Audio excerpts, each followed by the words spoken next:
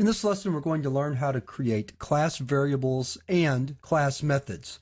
A class variable is a variable whose value can be accessed throughout all the instances of a class. A class method is a method that can be called directly from a class rather than calling it from an instance of the class. A simple example will make this very clear. Let's take a look at our name class that we've been defining in this chapter. What if, for whatever reason, we need to keep track of how many name objects are actually created in the course of a program? To do that, we need to define a class variable because we need a variable whose value is accessed throughout each instance, so that every time we create a new instance of a name object, one reason we can use class objects is to keep track of how many different names, for example, are created in the course of a program.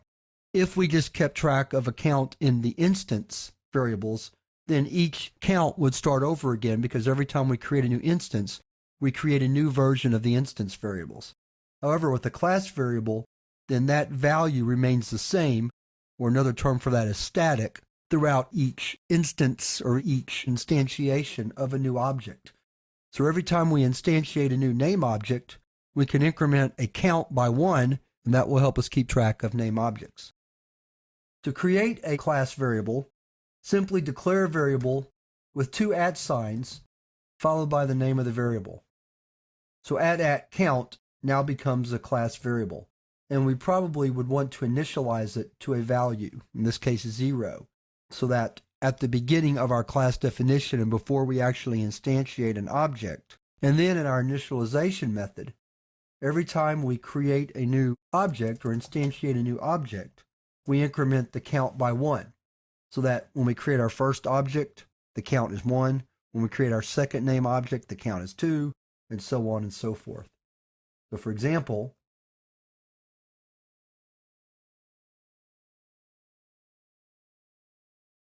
now when that line is executed, we have one name object.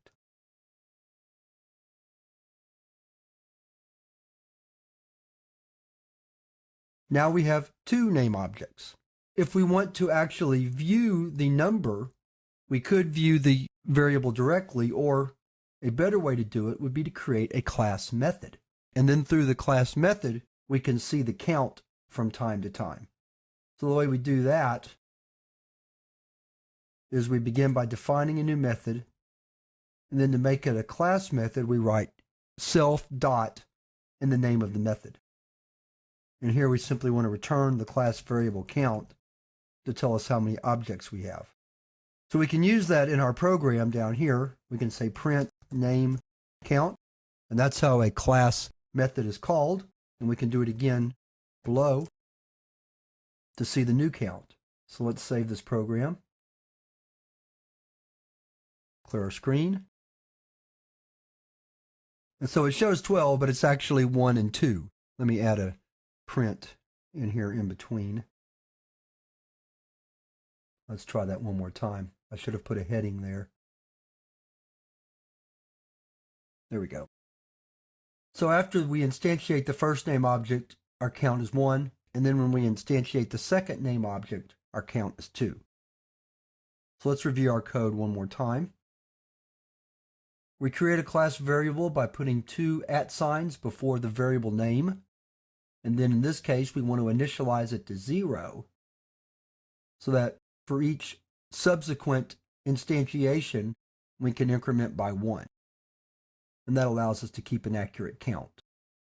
Then to display the count, we write a class method. We do that by our normal def statement, define statement, followed by self dot and the name of the class method. In this case, we want to call it count also to make it easy to remember.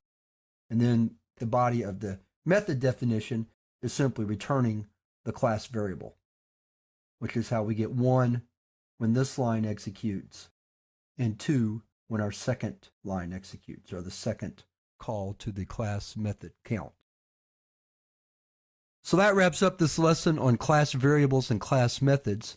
And now we're ready to move to the exercises where we're going to demonstrate in 3 separate exercises a little bit more about working with classes in Ruby.